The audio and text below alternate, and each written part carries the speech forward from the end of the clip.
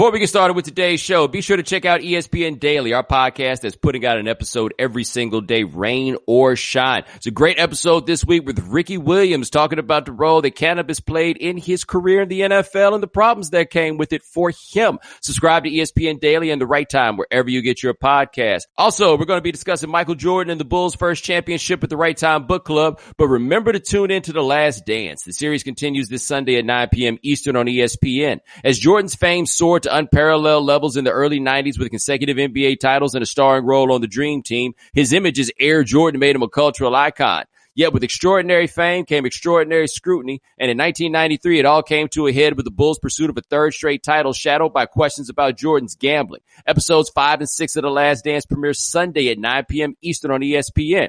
Don't have access to ESPN? Go to ESPNinstantaccess.com to sign up today or listen to the wrap-up podcast hosted by Jalen and Jacoby immediately following the broadcast. Our coverage of The Last Dance is brought to you by State Farm. When you want the real deal, like a good neighbor, State Farm is there.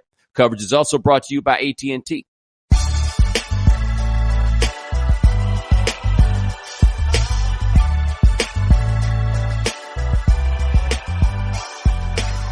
Ladies and gentlemen, welcome to The Right Time.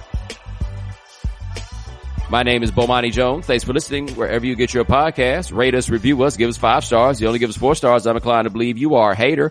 Coming up on this episode of The Right Time, it's episode 2 of The Right Time Book Club. Vinnie Goodwill of Yahoo Sports will be on with us to talk about the Jordan Rules by Sam Smith. But first... oh, happy day, guys. Happy day. The NCAA has said that it will allow athletes to make money off of their name, image, and likeness. Kinda. Guys, kinda. Like, I see this pop up. I hear what Mark Emmert is talking about, and all I sense when in one way or another I have a sensory response to these things is, man, this ain't nothing. This ain't it, right? And I get it. A whole lot of people have worked really, really hard to get to a point where the NCAA would even do this, right? Where the NCAA would even go so far as to say, we want to come up with a plan so that starting in January of 2021, athletes will have a certain measure of economic freedom that they have not had before, right? Okay, cool. They want to go ahead and do this. They say they want to figure out a way to make it happen. That's fine. Here's my issue with it, okay? Gabe, you let me know if I'm tripping here. Every single thing that I have seen about the name, image, and likeness, at least from the NCAA, I've seen them more concerned with how to cap the amount of money that players can receive than I have seen them say that they want to do things to help players. Because the big thing that they want to make sure of at every turn is that the compensation that the players receive is actually in line with market value for their skills. So what they don't want is for a player to be like, hey, I got this deal with this booster, right? This booster, he runs this feed shop. He sells feed, and he wants me to do a commercial for them, and they're going to pay me $300,000 for it. You see what I mean? Right? Like that's what they say. They want to prevent that, and they want to prevent that for reasons that I understand. But their argument is that they want to make sure that what the players receive is market value. But this is the NCAA. What has the NCAA told us for decades was the players' market value? Zero, right? At every turn, the NCAA has told us that the players' market value is zero. And so if they want to put themselves in a position where they're going to be evaluating every name, image, and likeness deal that a player receives, and that's what they want to do, which I understand because they are a bit of a clearinghouse, right? Like, I get that in theory. But if what they want to do is evaluate every deal to make sure that the player is receiving market value, what is market value in the eyes and the minds of the NCAA after decades of telling us that these guys weren't worth anything? Like, how do you think this is actually going to work? Do you think this is actually going to have some measure of functional value as long as this collection of screw-ups is going to be the people that's in charge of it? As I've said, the NCAA, all they good at is running tournaments and keeping people broke, right? Like that is where they have focused their talents on through all this time. I have no reason to believe that they have any idea whatsoever what to do to make this work.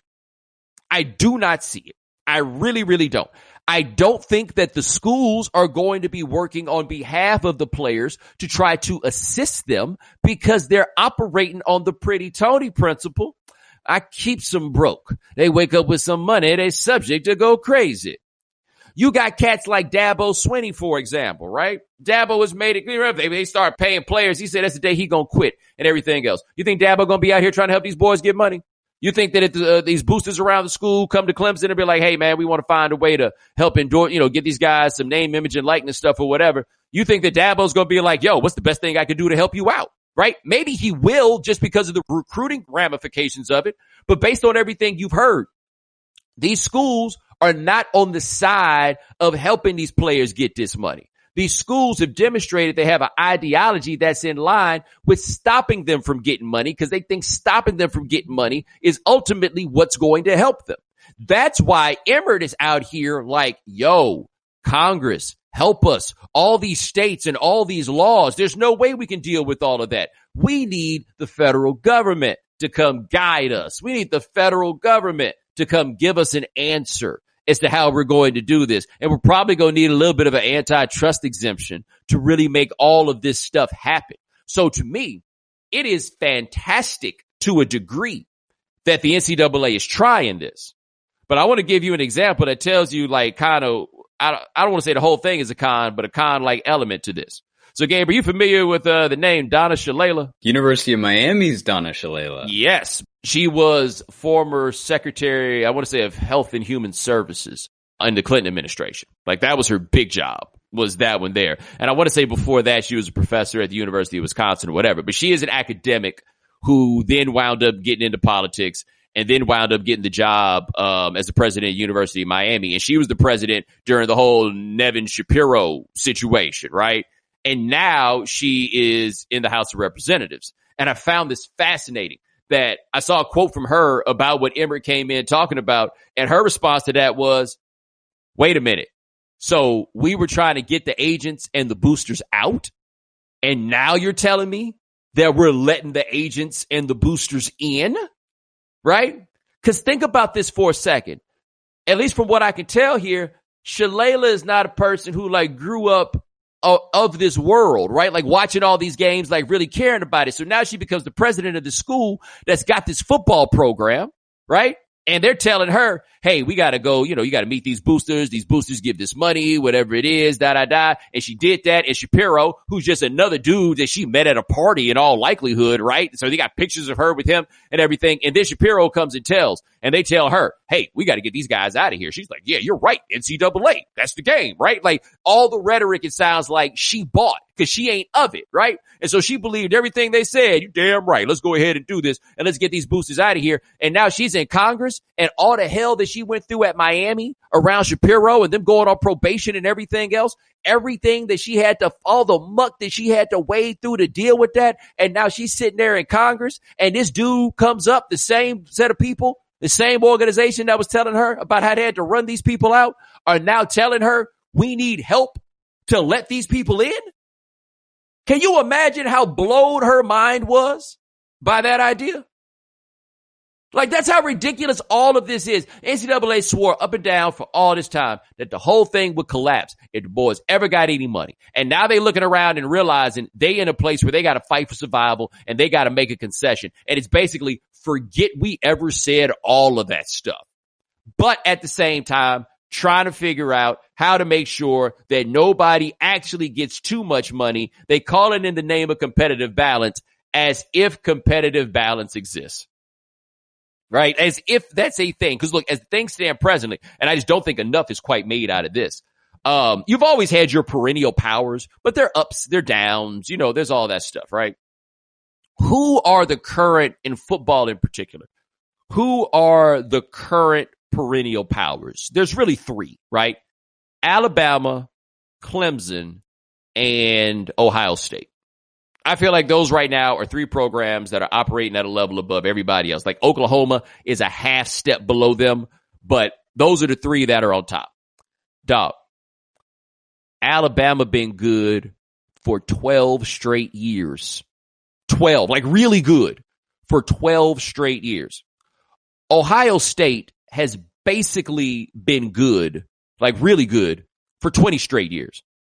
From 2002 until now, they have been really good. The only year in that stretch I feel like where Ohio State wasn't really good is maybe two. It was like 2003 and the year that Tressel, it all blew up, right? But that's 20 years of being really good. Clemson's at a point now where like this run for Clemson for real starts like Deshaun Watson showing up in like 2014, but Clemson made the Orange Bowl in 2010. Like they won the ACC in 2010. I can't think of a time that the folks that's been running it have run it like that, where we have so many schools that are on rolls that are like this one, right? LSU might be ready to go on another one of those runs. You ain't got no balance out here. Like you don't. Like what's Alabama? How much more entrenched on top can Alabama get if they get to come out here and give people deals? Like if we being square about it, like how much more can they possibly get? No, man, it's all ridiculous. It all falls apart. There's no logic that supports it, but they're all still so concerned with, we got to make sure that these deals are legitimate.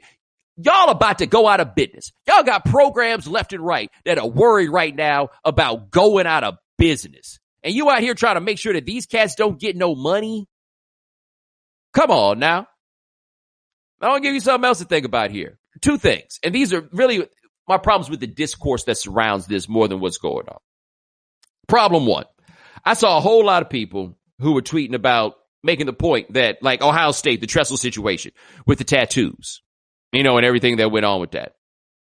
That basically, folks noted the irony that Gene Smith's the athletic director at Ohio State, and they had to run Tressel out behind all this stuff that now would be allowed. And Gene Smith is up there at all these press conferences, right?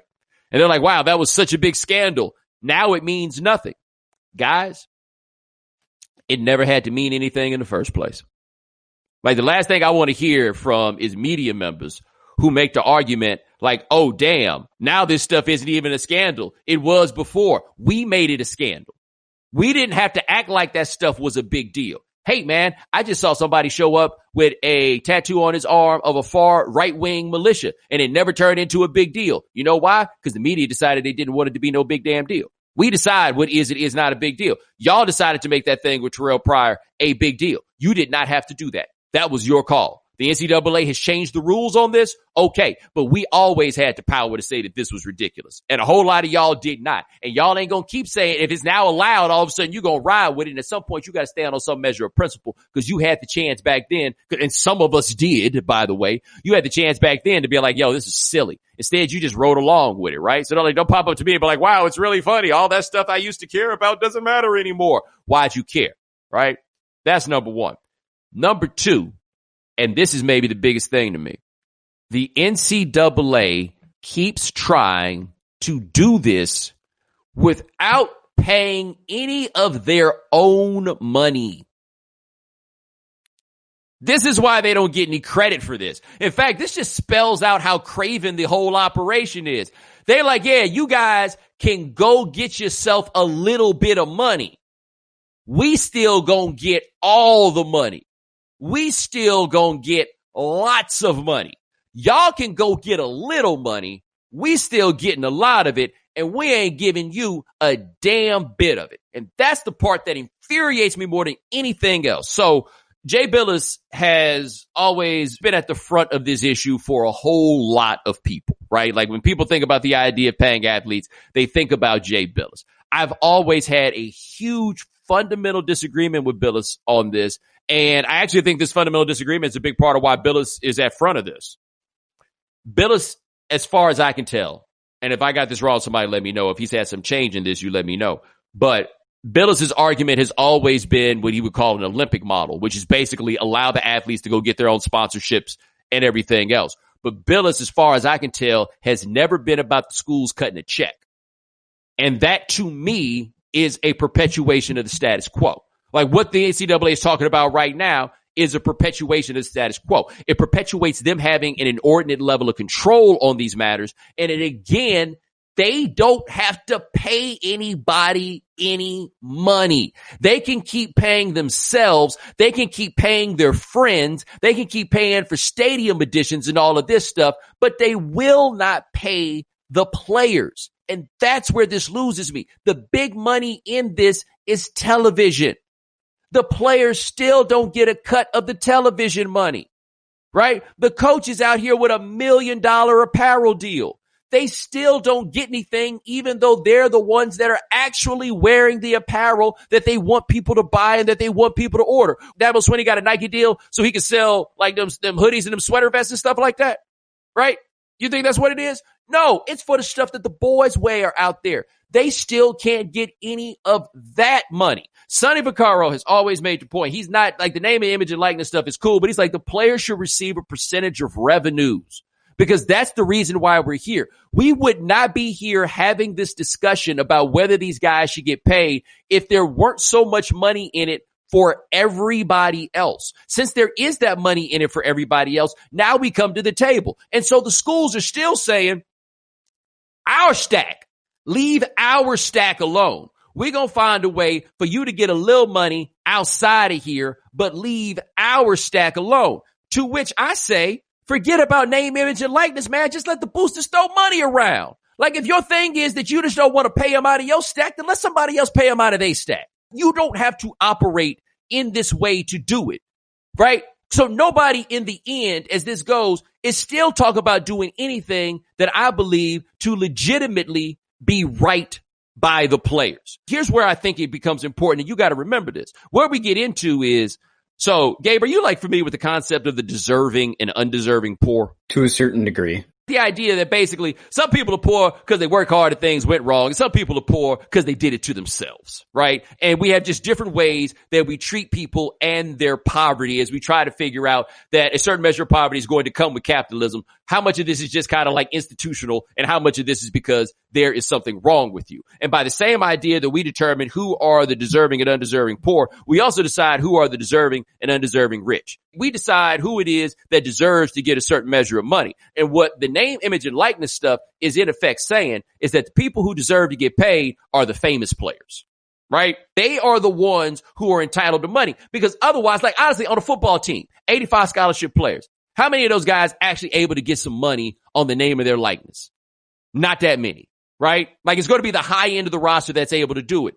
The low end of the roster is still out here taking these concussions. The low end of the roster is still out here tearing their ACLs. The low end of the roster is still out here playing on scout team offense, facing up against all these future NFL players on defense, getting the knocked out of them every time that they get the ball so those guys can be better. And ain't nobody in the world about to give those dudes no commercial or no Instagram sponsored influencer type stuff for getting the hell beat out of them by the guys that are going to be future professionals. They're not going to get a dime for any of this. They're still going to wind up getting exploited because somehow you have decided because they low on the totem, they don't deserve to get this money. And why won't they get any of this money? Because the NCAA refuses to pay any money out of their stack. And all the people that say, let the guys go make money off their name, image, and likeness, hardly any of you are going to stand up and say the institutions should pay them directly. The people that owe the players money are not local businesses who themselves are looking to profit off of them.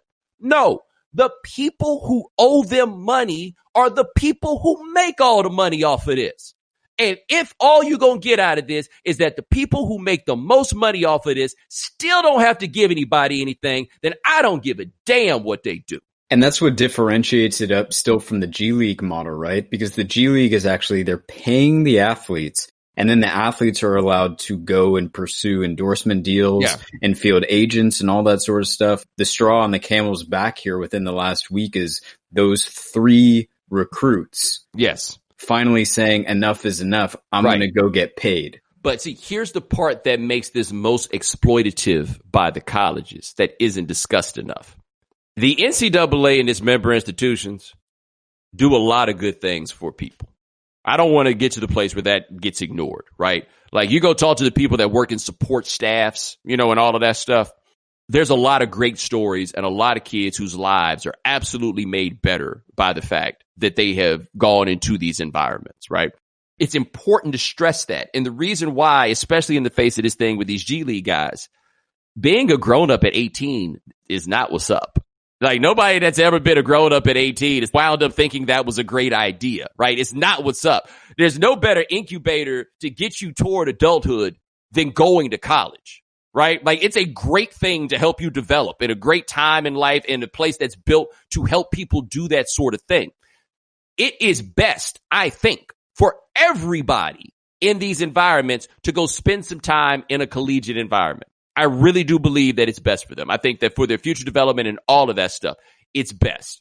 And that's kind of what they lean on, right? Is their knowledge that they do actually have something to provide. Because to me, the idea of sending my kid off to go be in the G League traveling all-stars at 18 years old, like, we can't pass up that money. We can't walk away from that bread.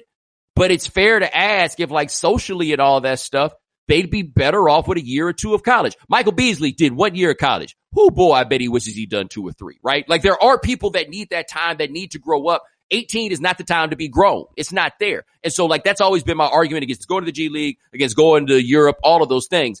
I just don't think that's the way to do it, right? But that's what makes the exploitation of college even worse. It's because they know they should be paying those guys. But they're like, nope. But just let us come take care of you. That'll be all right. They don't, like, actually care about you. They just know that this is probably a better move for you. And then they won't do what's fair. And so, yeah, to me, it's just as simple as this. Nice. Way to go. Way to tell these guys they can go get their own money. Come off your money. And until they come off their money, this fight can't stop.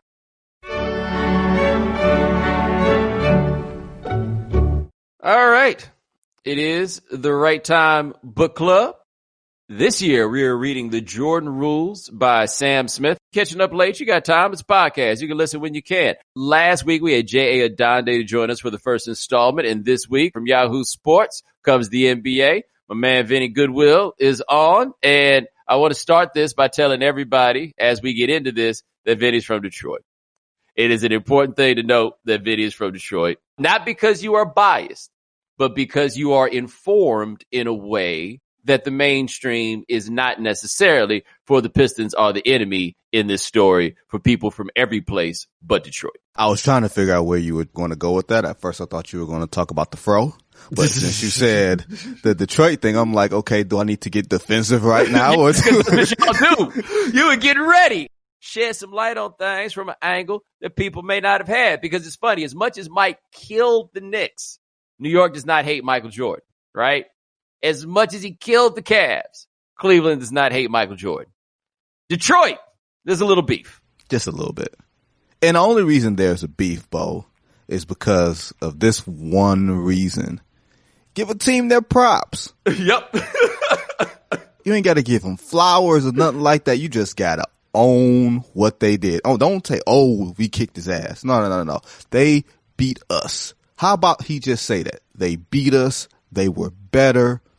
I had to go against some monsters. If you say, hey, look, I went against the best 3-guard rotation in the history of the game, and I had to defend one of those guys while the other 2 were going off, you look even better, Michael Jordan. But no, you want to say, oh, they didn't deserve their championships because they beat me.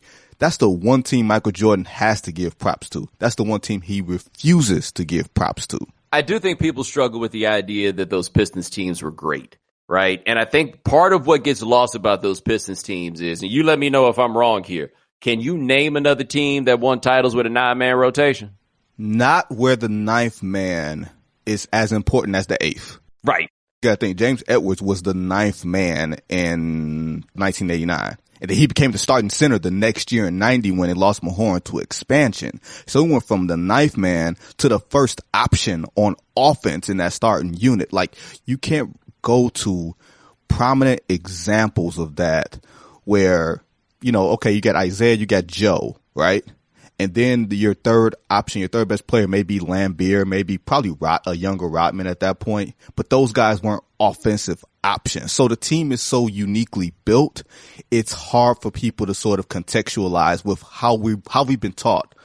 like the way today's games, the way today's teams are built, it's hard for them to really figure that out. Like even like the '04 Pistons weren't really like that. They really went like 7. They played 9, but it was like a more so about that starting 5, and then you had a couple of guys off the bench. It really wasn't like this whole 9-man thing. Like if you ask, like name the 7th and 8th man on that '04 Piston team, and Bo, you can do it. Well, I was about to say Antonio McDyess is one of them. He right? was not there. Oh, he wasn't. He was not there. Jason Maxfield? Nope. Mehmet Okur. No, Jason That's Maxfield's still at Cincinnati. Right. Mehmet Okur, I remember. And then who else? SEC country. Beat Duke in the national title game. Beat Duke in the national title game, but is not Richard Hamilton. Nope. Beat Grant Hill's Duke team in the national title game. Oh, okay. So if you beat the Grant Hill team in the national title game, that means you went to, Corliss Williamson. There you go. Totally forgot. There you go. Right. But with the Pistons, it's funny because those guys, I don't know how many of those guys off the bench were as good as Corliss Williamson, right? But we're talking Mark Aguirre, James Edwards on the first team, John Sally, and Rodman. And Rodman came off the bench his first year and then moved into the starting lineup second championship year. Like the two championship teams are totally different. When you look at them, it's the same guys, but the makeup is totally different. Like Aguirre went from starting to coming off the bench. Edwards started in the second year. The only 3 starters who were really there were Lambeer, Dumars, and Isaiah. And they did not have a point guard coming off the bench. Nope. I mean, Finis Dembo over there at the end, just like one of the greatest names of all time. Chuck Nevitt was. Oh, that's right. 7'5" Chuck Nevitt. 7'5". He was on the '88 team, but yeah, no backup point guard except if you want to count Vinnie Johnson or Joe Dumars, because they were all pretty much interchangeable at the 1 and 2. Right. Now, it's a lot there. Now, actually to the Jordan rules now, because I just imagine the Detroit stuff will come up at some point. But to the book itself, one thing I thought was interesting when you were telling me about reading it, as you are someone who has covered NBA teams, let's be honest, you covered a lot of sorry NBA teams, right? Yes, right? Because you covered the Pistons, but not the bad boy Pistons, just bad Pistons. Very bad. Right. Like you covered them. Like actually, I was about to say that, because people had joked that you was like the black cat because you covered a team and then nothing good was going to happen. And then I was like, okay, then you went national. But then after you went national, Daryl Morey went and messed up the money and then came to Rona. So are you accusing me of spreading my black cat sort of ishness around the entire league? I'm saying that if you were back covering the Pistons, they'd have been the only ones to catch the virus. It would be a Detroit only phenomenon if you were still covering the Pistons. That's what it would be. Daryl Morey would have never said that one thing, right? Oh, that's right. That's right. Daryl Morey is like the start of this. Daryl Morey is like, nobody has to think about me anymore. That's right. Nobody has to think about me. He messed up so much money. Whether you think he was right or wrong on the principle doesn't matter. The money was messed up. And the crazy thing is, when all this is done, Bo, nobody's going to think a thing of Daryl Morey. The only reason we're going to think anything about Daryl Morey is if he leaves Houston or he gets fired, because Fertitta is losing money hand over fist right now. Yeah, Fertitta is not in a position to be paying nobody not to do a job. That is not going to happen. But it was funny because I would talk to you about what it's like covering a team like that and everything else. And now you read the Jordan rules and you look up and you realize, even the good teams are like this? I've never seen a team that was so unhappy. Like just reading about a team every day that was so unhappy. Think about it. They were unhappy in every facet of the game. They were unhappy about playing time, which is every team. When you got 12 guys on the team, there's going to be inevitably 4 to 5 guys who are unhappy about their playing time. But to me, the biggest part of it is everybody was semi outwardly concerned about their contracts, right? They were always like, okay, this money's coming in. Who's going to get it? And you got to think this was before social media and all this other type of stuff, but everybody knew what everybody made. And you could tell it kind of affected, you could tell it affected Scottie Pippen in a way that he started playing at a certain point through that season where they were like, look, he's trying to become more like Michael Jordan. And we always said, Scottie Pippen, you ain't no Michael Jordan. But in that 90-91 season, there was stretches of games where Scottie was like, look, I'm getting mine and I don't care about playing quote unquote team basketball. And statistically, it looked great, but nobody was really happy with it. Phil Jackson wasn't happy with it. Michael Jordan was upset saying, he's never going to let me score 50 this year. You know who that sounds like? Michael Jordan saying, he's never going to let me score 50 this year. That's like a Kyrie line, right? Yes. I was thinking of another guy, but Kyrie. You think about Kobe? Yes, I was thinking about Kobe. Yeah, but that's a Kyrie line. Like all these guys, like man, he try to hold back my shot, right? He's trying to suppress my greatness. You're saying that I can't be a scoring champion and win an NBA championship. If these dudes would catch the ball, if Bill Cartwright would catch the ball, we ain't gonna have no problems. Like, think about that, how dominant that team was, right? 61 wins, most in franchise history, and they ran through the playoffs. They lost one game to the 76ers and then once to the Lakers. You would never think a team so dominant would have so many doubts. They had a lot of doubts about themselves, and they were genuinely unhappy. Like, you can start with Horace Grant on that one. Well, there also only seemed to be like one friendship between guys on the team, right? Like, to me at least, it seemed like Scottie and Horace had a friendship coming in together, but nobody else seemed to have a homeboy on the squad. Think about it. Nobody had a homeboy on the squad. You know, the shifting big man off the bench was Will Perdue, Stacey King, Scott Williams. Like, they were all in different levels of like uncertainty, like performance uncertainty. So they were all looking at the next guy like, okay, I should be playing. Like, I felt like they respected Bill Cartwright, but maybe just because of the type of personality he was, there didn't seem like a kinship there. There was like a respect for Cartwright. There was certainly a fear for Jordan, and there was an understanding for Pippen. But as far as anything beyond that, like B.J. Armstrong and John Paxson weren't friends, and we wound up seeing how that wound up playing out later between, you know, the two of them. Like, there was this internal competition, external competition, everything else. But there wasn't this great bond. Even Jordan and Pippen, like the bond that they developed later seemed to come much later. Like, even in that year, remember Michael was saying, "Headache tonight, Scottie?" You know, stuff like, you know, that's Michael Jordan being not unhappy or not even like this bad dude, but that's Michael Jordan being unable to do anything but be Michael Jordan, right? Right. Scottie Pippen has a bad game. He's an all-star type of player, but Scottie Pippen has a bad game. The first thing Mike is going to say, "Headache tonight, Scottie?" There's no empathy. He's like looking at Horace Grant, "You're too stupid to run plays." And like, think about the causticness. Right. That Michael Jordan spoke to his teammates with. Yo, cause, on Twitter, Miss Chris Halls made that point. Mike hit him with, "You're an idiot. You're too stupid to even remember the plays. We ought to get rid of you." Damn, Mike. Like, for all of Mike's concern that the documentary is going to make him look bad, I'm like, no. The documentary is doing just fine for you. This book, hey, like I don't even find him to be like irredeemable in the book, but the book, Mike, oh boy, he bring it to him. He suffers no fools and he takes no prisoners. He's one of those people, you ever been around somebody, and I could literally be talking about myself here, where whenever somebody gives them an opening, they never hesitate a chance to walk through that door, yes. Whether it's with a sarcastic comment or a well-timed pause or something, you know, something like that just says, "I'm not going to let anything slide." That's Michael Jordan in 1990-91. And we're talking about a 26, 27-year-old, you know, coming into the prime of his own career at the peak of his innocent celebrity, not the peak of his celebrity, but at the peak of his innocent celebrity, and just being brutal behind clock to everybody. Phil Jackson, it took a while for Phil Jackson to warm up on him, but Mike suffered no fools with anybody on that team. No, man. And it's what I find interesting about Mike is that people want Mike to like them, but he doesn't lean in on the idea that that's what they want. He just kind of exploits it, right? Like, you know, some of this stuff though, I do like find to be funny. Like we said, you know, cause Craig Hodges, for people who don't know, and I guess this is in the book, Craig Hodges is like, in a lot of ways, he's a good dude who's done a lot of good work. But he also believed that Ronald Reagan was the devil because his first, middle, and last names all had 6 letters, right? Like there's a real conspiracy brother sort of element to Craig Hodges. We all know one of those. Yeah. Keep in mind, Craig Hodges had to leave Milwaukee because Craig Hodges turned up on TV with Farrakhan, and Herb Cole was like, no, sirree Bob. Who wants him? But this part where Mike said to Hodges, he's like, "Damn, Hodge, that's one of the Muslim farts." I'm like, I'm sorry, that is ignorant hilarity. Right? Like, that's so ignorant, it's hilarious. But here's the thing.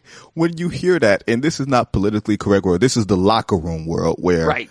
Your filters are down. You know what I'm saying? Your filters ain't on all Madden. Your filters are on all rookie. And when someone says that, like, how do you react? How does someone like John Paxson react when he hears Michael Jordan say something like that? Does he laugh? Because if you laugh too hard, it's one of them, what's so funny, Pax? What you laughing for? It ain't that funny. Right. And as we learned in the book already, Mike thought all the white dudes was sorry. He was like, they work hard, but they just not talented. All of them. All of them. Here's the thing. He respected John Paxson because he was like, look, the one guy that wants to be here, y'all doing them wrong. Y'all won't even give the guy a little bit of a raise. And he spoke affectionately about this guy. And he was saying, yeah, he work hard, but he ain't too talented. He ain't that good. Right. And that actually is interesting in this. Even Paxson was trying to get his money and couldn't. Well, he wound up getting it 30 years later through a lifetime scholarship. Well, that's the thing. You never would have thought that 30 years later, John Paxson would have been the general manager because in this book, John Paxson figures this is going to be his last year. That's what I'm saying. This team was racked with doubt all across the board. B.J. Armstrong was like, I'll never be able to play my game. You know, coming out of Iowa, the type of player that he thought he was going to be. Scott Williams was an undrafted free agent, you know, crying at the end of a New Year's Eve game because he did not get in and he was just sitting on the sidelines during the blowout win. Like Cliff Livingston had, you know, his own issues. Money problems. Stacey King was certainly, remember the Stacey King, Horace Grant, the problems with their girlfriends and their wives where that was amazing, like stuff that you hear about for those uninitiated who haven't read it. Stacey King was drafted in 89, ostensibly to be the power forward of the future. Now, Horace Grant was drafted in 87, so it's a 2-year difference, and then you got to think Charles Oakley was there in between, so he had just stepped into his role, and Stacey King's then wife would taunt Horace Grant's wife to say, Stacey King's going to basically take your husband's job, you know, and his money, essentially, and verbally taunted her during a game for where they were sitting 6 rows apart to which Phil Jackson had to call both of these dudes into a room and say, hey, get your girlfriend, get your wives to cool it. Like that type of internal conflict where either someone's pissed about their money or someone's pissed about their future. There seemed to be very little focus on actually the present and trying to win a championship, which they eventually wound up doing anyway. Yeah. And keep in mind, and this is just like the small world of basketball, that for those who don't know, Horace Grant had a twin brother named Harvey. Like, the Grant that plays for Oklahoma City, that's Harvey's son, right? Yes. Those are Harvey's kids, not Horace's kids. But Harvey went to Oklahoma with Stacey King. And Harvey thought that Stacey was lazy. Right? Which wound up being the rap on Stacey in the league. So Horace is walking in being like, told y'all this dude was lazy. Imagine hearing the rap on that and then thinking, this is the guy that's going to take my job. Yes. I'm the hard-working Horace Grant, and this is the guy that y'all drafted to take my job. Like, imagine Horace Grant feeling like, oh, I can't do nothing right here. Like, these guys legit, and he just got paid. Like, there are some teams who pay players to try to ease their minds. Like, remember Eric Bledsoe in Milwaukee, where they basically paid him an extension so that he wouldn't turn into a pumpkin during the playoffs. And they're like, okay, let's mentally just get you in the right place and all this so we don't have to worry about this in our pursuit of a championship. And then it wound up backfiring against him in the playoffs anyway, because although he played better, he didn't play up to expectations. Horace Grant was like, okay, wait, my brother's getting buckets in Washington. He's getting the numbers. I'm supposed to be the better brother. Remember that. Horace is supposed to be the better basketball player. Yeah, Harvey was the other one. He was Ozzie Canseco. Right. He's the other one. But Harvey's getting the numbers, and this is not in the day where, you know, we could quantify things beyond the raw box score numbers. This is where if you got 20 and 10, you were treated like 20 and 10. Right. So Harvey is that guy. Horace is like, I'm the third guy here. I'm never going to get a chance to really show what I can do. Plus, they're trying to get somebody to take my job. Oh, I got an interesting fact for you, Bomani. Guess who fought Harvey Grant and Horace Grant a week apart during the 90-91 season? This is interesting. Fought them a week apart, and I feel like this is one of those, if you tell me the team, it'll give it away. It wouldn't give it away, but I'll tell you the team. Who? Detroit. Okay, so was it Sally? Was it Mahorn? Mahorn wasn't there in 91, but no. That's right. Mahorn was out there in 91. Was it Joe Dumars? It was Joe Dumars. Why? During the Christmas Day game, which was on NBC, Grant had set like this hard screen on Joe, and Joe was really good at giving you a chicken wing. You know, because Joe was guarding the Michael Jordans and all these other guys. So he had to worry about what was happening on his blind side. So he would give a guy a chicken wing every now and again. So on this one, Grant sets a back screen in the backcourt and Joe gives him that chicken wing. Grant just tries to haul off and hit him in the ribs like an extended punch. And Dumars gets in this like stance where he leans back and the refs just immediately jump in and stop play and Horace Grant gets ejected. I don't remember the Harvey Grant physical one as much as I read about it. And I asked Joe about it and he said to me, yeah, them Grant boys tried to get over on me. You know what, though? I'm glad you mentioned that because that ties into something that happened in the book club here. And this is something about the NBA. I imagine it's in practice, but it's also in games. There's basketball in general. Don't nothing start a fight like a screen, right? Like screens and practice screens are extra tricky because we all on the same side, except in practice, we're not necessarily on the same side. And so you tell from the documentary, Will Perdue doesn't really love Michael Jordan. Will Perdue set one of them screens on Mike. Mike hauled off and hit him and said, why don't you set screens like that in the game? I mean, and think of Will Perdue, and I used to work with him when I lived in Chicago. Will Perdue is a large human being. Yes. Like, now all these dudes are big men, but Will Perdue is a large human being. Like being set a screen by someone who's probably more elbows and shoulders as opposed to like girth probably hits you a whole lot different when you are slender Michael Jordan running through screens at 215. Yeah, and he wasn't even 215 by then. Well, I guess this is when he started lifting the weights, right? So he did get in there. But no, because the story has always been there about Mike punching Will Perdue. But I read that and it was actually like, nah, this is just the kind of thing that happens in the NBA. A screen too hard in practice, that's going to start the fight. Yes, there was an incident where I covered a particular team where one player from Duke and another player from Duke got into it over a screen, and the player got screened too hard, and next thing you know, he got him with the 1-2. Subsequent Duke player did not fall, but he was knocked out. Oh. O-W-T. We were told that day, practice canceled. Oh, was one of the players a rookie? One of the players was a second-year player, if I remember correctly. One player was a vet. One player was like a 10-year vet. Like if Gabe wants to hit the music, I'll tell you the two players.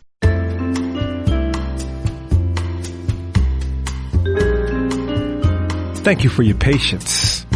A representative from the right time will be with you shortly. Your current hold time is 15 seconds.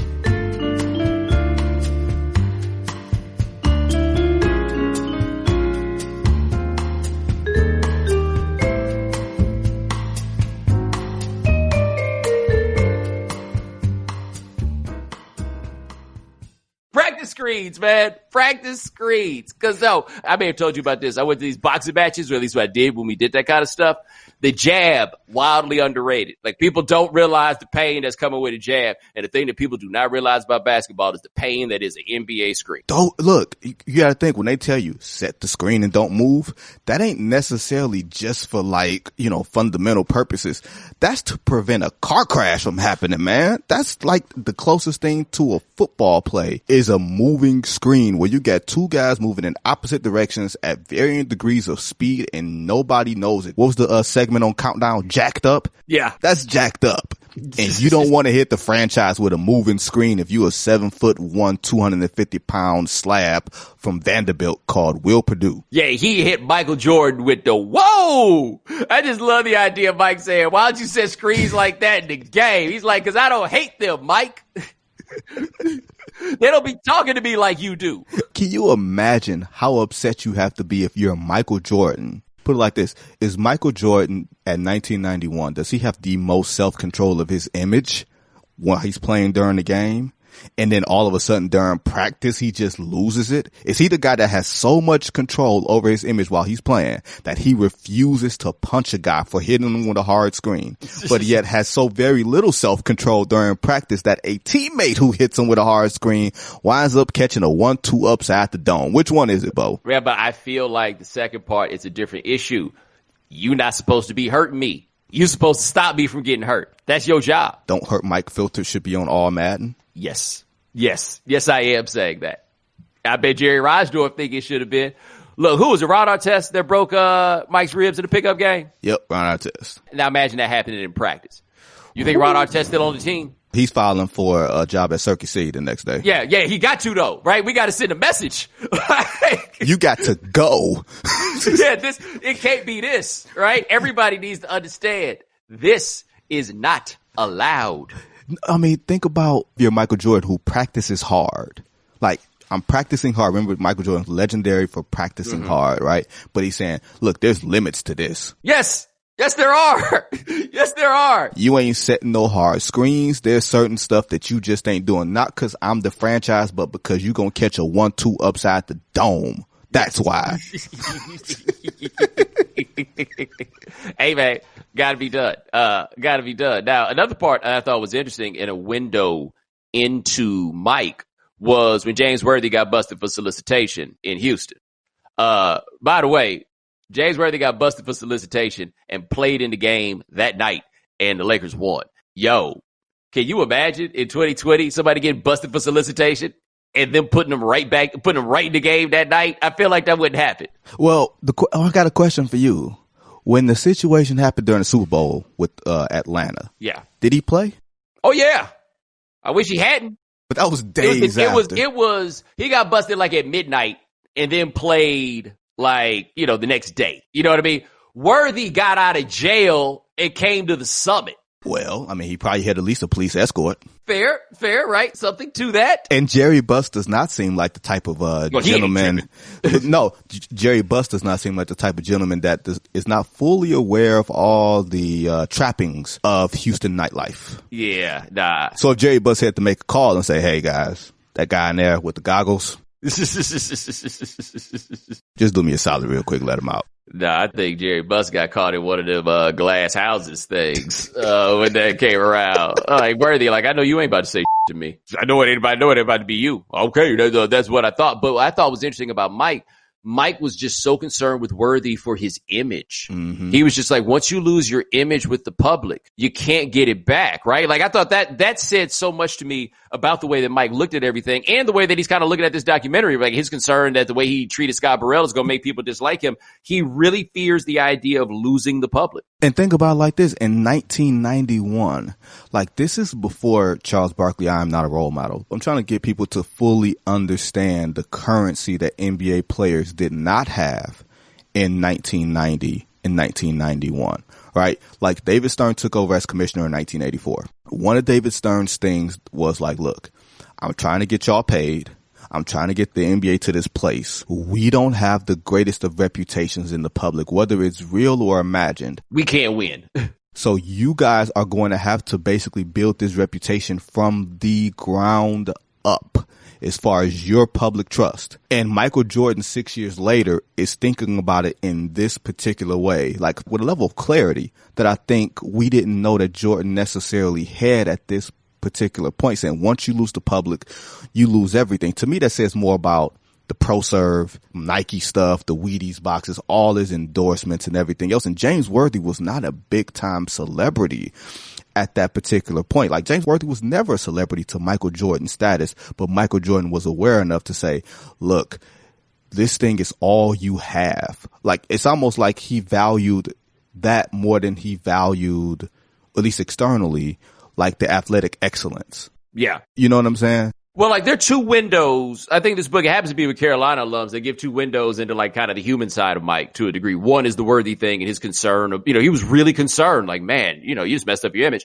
The other is Scott Williams, and I did not realize this about Scott Williams, that he was a highly touted recruit when he went to North Carolina. And then when his father killed his mother and then killed himself. And then Mike had always had this real, like, big brother type of concern for Scott Williams. And that was something that we never saw because we didn't really see the humanity of it. And Michael was very, I won't say empathetic, but he didn't tell everybody how. Like the Make-A-Wish stuff or whatever that we wound up seeing with him later that, left him in tears and saying like, look, how am I supposed to play a game after, being with a sick kid once a week. Like all these different things that he had to negotiate.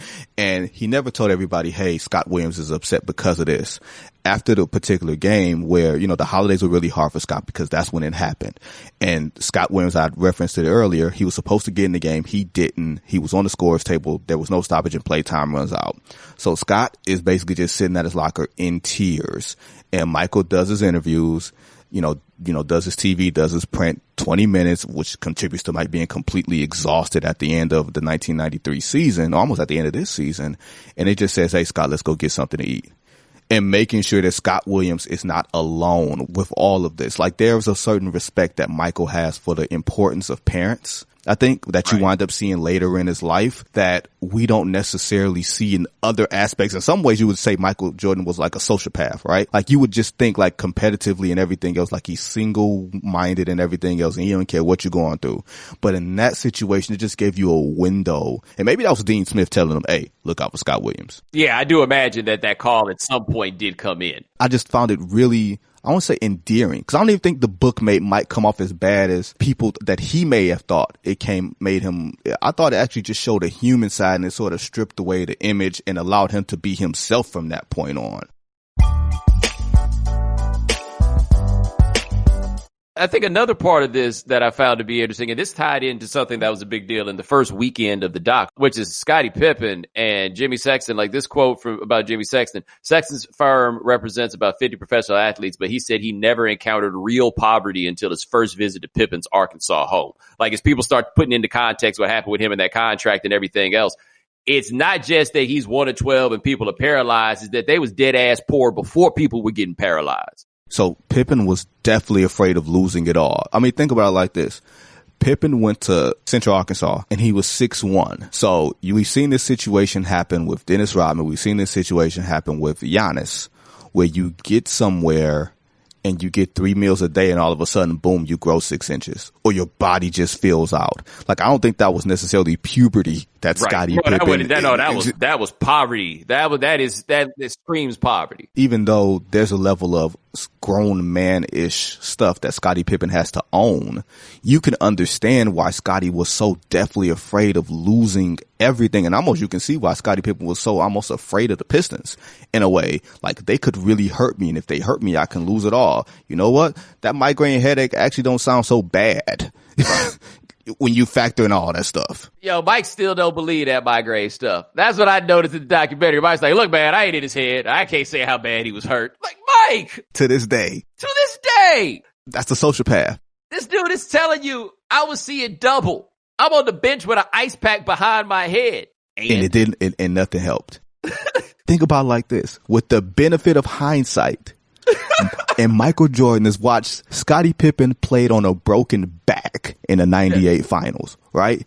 In game 6, basically just to be a body and help Michael Jordan there. Like, they may not win that game without the little bit that Scottie gives them, right? And all these years later, Mike, knowing what he knows now, still like, I couldn't tell if he had a headache or not. Well, hold on. Eddie played. It's not like he didn't play. He played.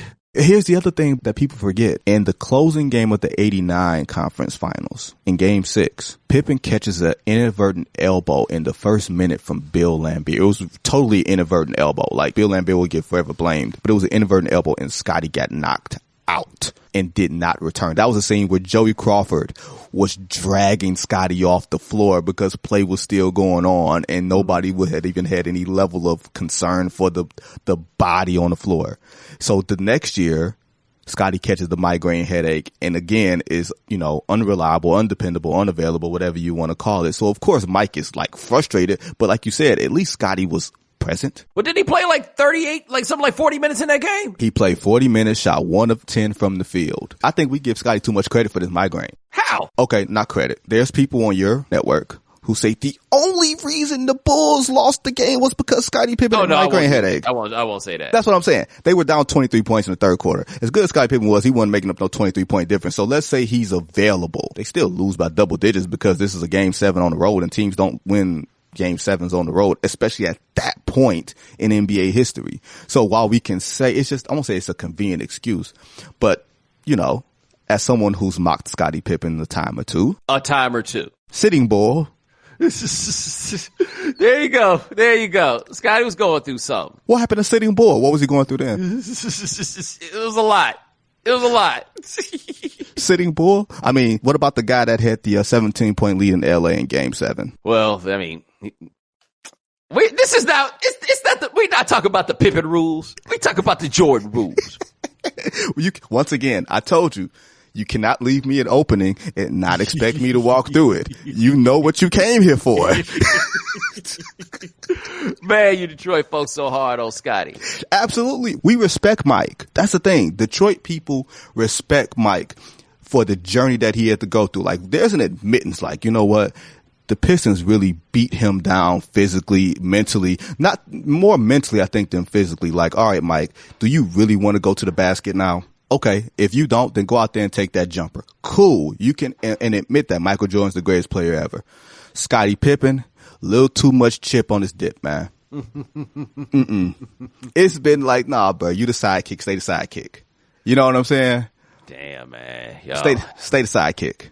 Y'all hard on that, man. Y'all stay in your hard lane. on that, man. Stay in your lane, Bo. That's all. Stay in your lane. Dad, you so hard on that, man. I tried to get a little sympathy for his situation with the poverty, and you're like, anyway, what about that time he ain't going to game? But it started off as sympathy. It did. It started off as sympathy, and then it did. And then you became yourself. I'm sorry, Charlie Murphy. I was having too much fun. Yeah. let me tell you something else that came up, by the way, in this stretch that we read that I didn't realize. Like, I remembered when the Bulls had started putting their games on WGN, you know, because everybody had WGN all across the country, so watching Cubs games in the afternoon. But I had not thought about the other teams in the league being like, oh, hell no, man. Ain't nobody gonna watch our own games. And think about it like this. You got the number one attraction in the league at this point.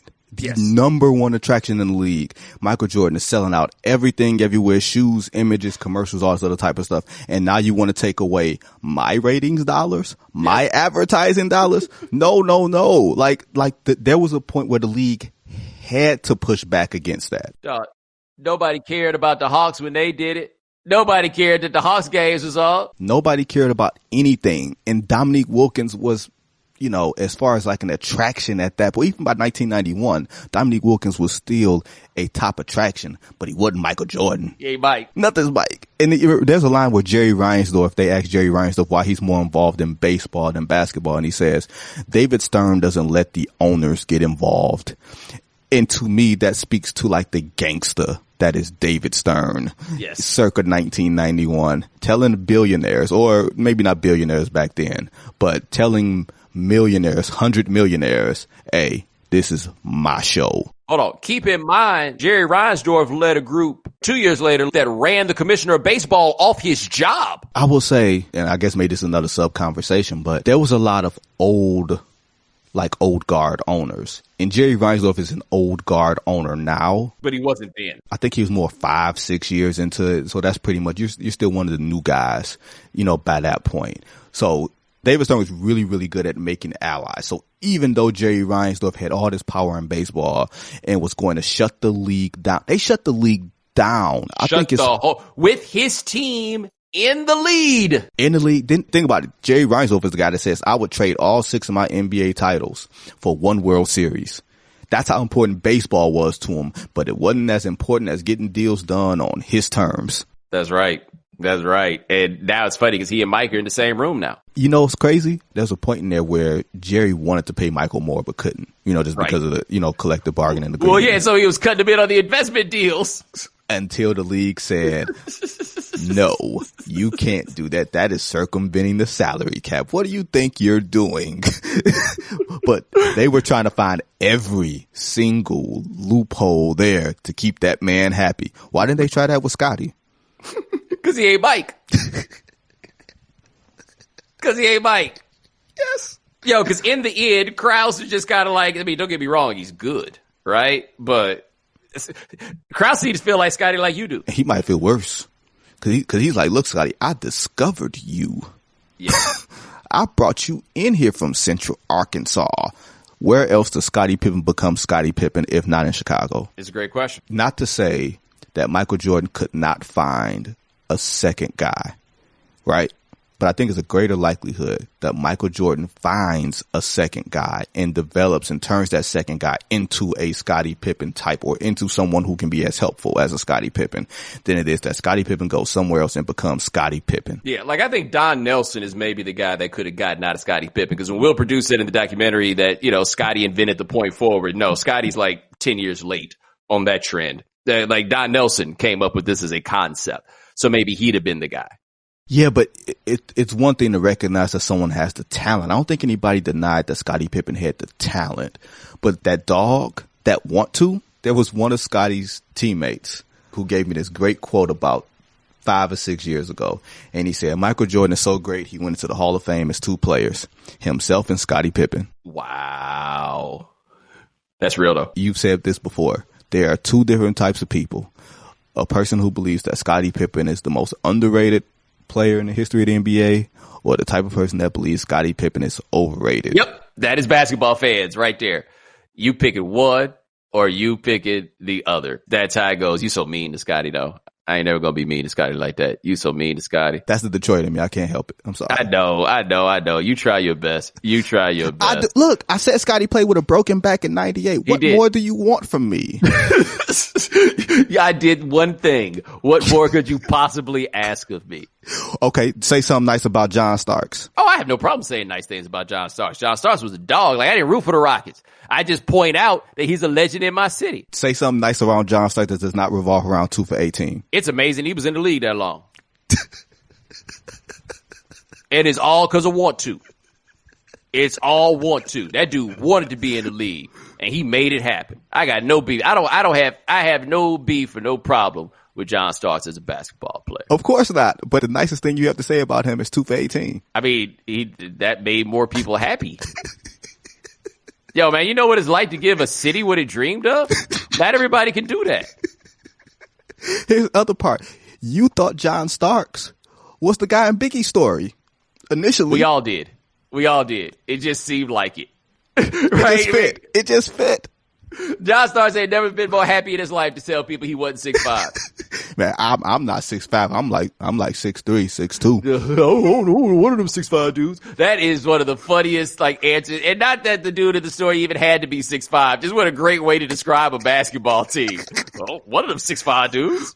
Hey, I really ain't. When's the last time you heard a basketball player say, I'm not really 6'5"? I'm more 6, like Bomani, you 6'4", and I'm shorter than you. Yeah, you don't have that. Not anywhere. And look, there's players who are listed as 6'0".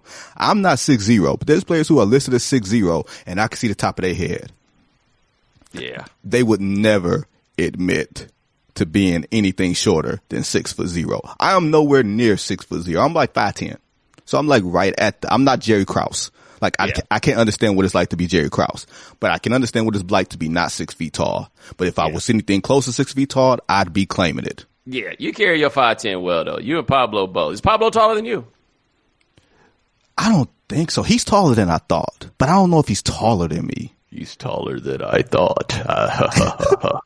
I see. Is that all the code? Nobody gets he's taller than I thought more than Pablo. And don't nobody want to be real, man. You know what I'm saying? Like, hey, it's just we all grew up in the same society. It don't make you a bad dude, but somehow everybody's made Pablo like 5'7". Like, I get it when people don't expect me to be as tall as I am because I'm taller than the average bear. Pablo's coming in like right around the American average, and people are like, her. No, I'll just give you a practical reason. He doesn't look tall on television. Like, the composition of his body doesn't look tall. Like, you're more legs. Yes, that's you know fair. what I'm saying? Like, some people are like, you got a long torso. Yeah. You know what I'm saying? Like, but that's even with them doing him a favor, man. Because one thing I hate about television is they always make you set the seats up so that everybody the same height, but we not the same height. Why we acting like we the same height when we not the same height? Well, I got to be out here making dreams come true. Like this, bigger than people would think, taller than people would think. Stephen A. Smith. Yes. On both counts. Yes. I think the taller part is interesting because most people know that he played college basketball, but he is on the list of taller. Dan Le Batard, taller than you would think. Mm-hmm. That is an imposing man. You don't want those problems. Can we talk about like the dude who's like super emotional and then he fights. That's what I said. I told Dan this the other day. You look like you cry when you fight, and I don't want no parts of that. And he's probably got bricks for hands. I'm like shaking Dan's hands before, like, no, you not to be like you measure a guy by how her hands of stone, but Dan seems like he's got heavy hands, brother. No, you don't want them problems, man. Like, I'm just telling you right now, Dan is not a man that you want those problems with. The industry got a few of those. Tony Kornheiser taller than you would think. Yes, there was a picture of him, Wilbon, Adonde, I saw that, and Aldridge yesterday, and Tony Kornheiser is taller than all of them. Yep. And they said even Tony Kornheiser with hair. He's got to be like 6'2", right? Yeah, he's in that zone. Bob Ryan's another one, taller than you would think. Really? Yeah, Bob Ryan's in the 6 foot range. Okay. I don't want to do the dirty list, which is not as tall as you would think. No, just give us one. Am I really going to do that? Am I going to hit you with the not as tall as you would think? Actually, off the top of my head, I can't think of one. Whew. Saves me, because that has somebody showing up here trying to fight. And your day is coming. Yeah. Vinnie Goodwill, Yahoo Sports, man. We appreciate you joining us here on the Right Time Book Club. Thank you, sir. Hey, man, this is fun. And I'm sure Chicago will be very, very happy with my portrayal of their team, right? Oh, yeah. They miss you. Tell my mentions that. And ladies and gentlemen, thanks so much for joining us here on The Right Time. We do this here a couple times a week. My man Gabe Bassane handles everything behind the scenes. Thank you, sir. Thank you to Vinnie Goodwill of Yahoo Sports for joining us on The Right Time Book Club. Next week, Joe Dumars of the Detroit Pistons will be joining us for that entry. We will be reading through Warming Up, it might say in your book, or it might say April/May 1991, or it might say page 276. Either way, that's where we are going with him. Remember, subscribe to The Right Time. Rate us, review us. Give us 5 stars. You only give us 4 stars, I'm inclined to believe you are a hater. We'll talk to you guys in a couple of days. Take it easy. Thanks for checking out The Right Time with Bomani Jones podcast. You can listen or subscribe on the ESPN app, Apple Podcasts, or wherever you listen to podcasts. The Right Time with Bomani Jones.